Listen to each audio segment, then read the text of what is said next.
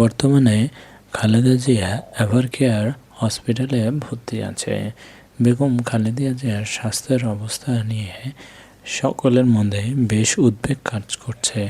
BNP চেয়ারপারসনের স্বাস্থ্যের অবস্থাটি উদ্বিগ্ন বলে জানানো হয়েছে।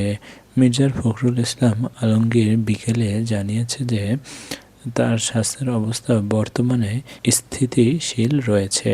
বর্তমানে তার স্বাস্থ্যের অবস্থা তেমন কোনো তথ্য পাওয়া যায়নি, কিন্তু আজকে চীন থেকে চিকিৎসকের একটি দল এসেছে। এই চিকিৎসকের দল বর্তমানে তাকে চিকিৎসা দিচ্ছে। সব কিছু মিলে চিকিৎসকদের নিবিড় পর্যবেক্ষণের মধ্যে তিনি এখন আছেন। দলটি আজ একটি বিজ্ঞপ্তিতে গণমাধ্যমকে জানিয়েছে যে বেগম খালেদা জিয়ার যে কোনো তথ্য যাতে শেয়ার করা না হয়।